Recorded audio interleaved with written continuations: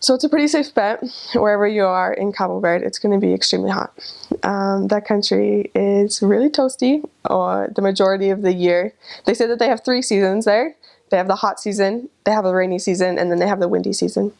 And there are a couple months of the year where it really is windy, like all the time. It's kind of interesting. And then hopefully you'll have a rainy season that lasts a couple of months. If they don't have very much rain, it really affects their crops and their ability to have a lot of food.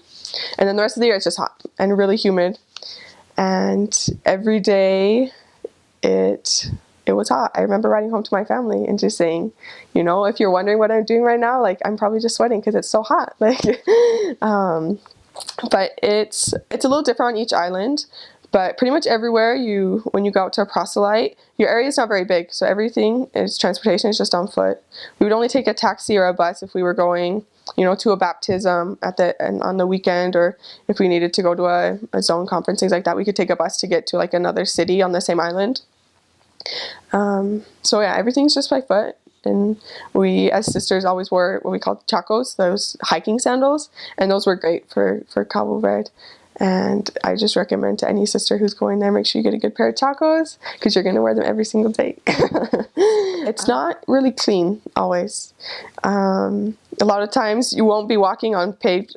Most islands don't have paved roads. There'll be little kind of cobblestones, but it's like rough, broken rock. So I don't know if cobblestone's the right word for it, but a lot of times you'll be walking on dirt and like dirt roads, or some islands you'll walk on sand a lot because it's not dirt, it's all sand, the whole island.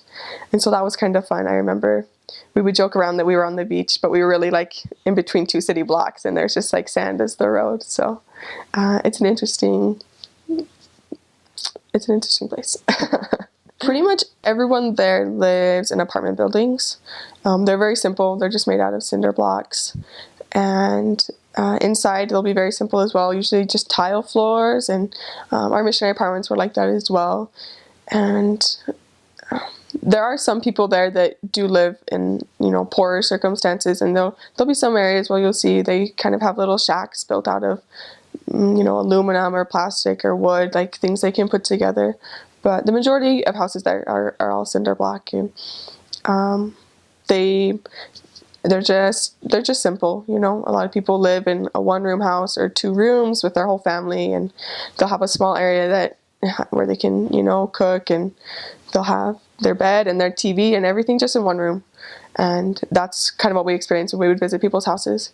A lot of times you're all sitting right in there, and it's very it was very nice in the sense that it was easy to just be focused with that person while you're there teaching, and have like the member there. There wasn't a lot of things going on, and so it was kind of nice in that sense.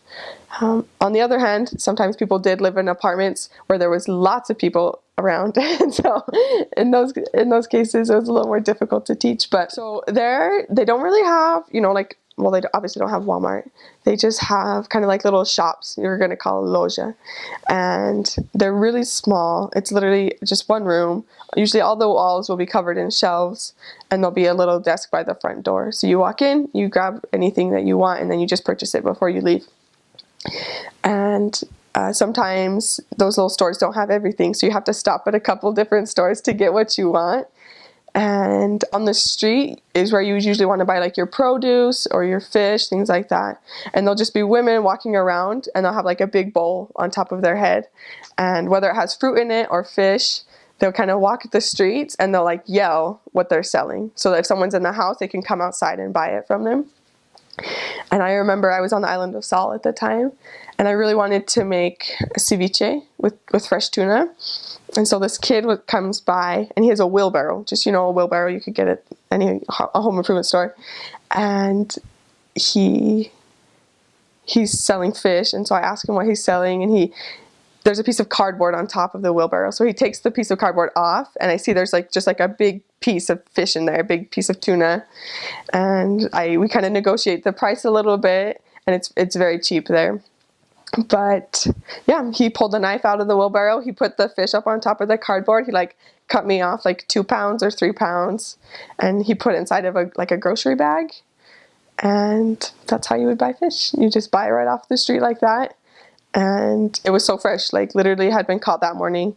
And there's lots of fishermen there, and then they bring in the fish, and then usually women will sell it on the street, and they'll just have different kinds of fish, and it was always so tasty.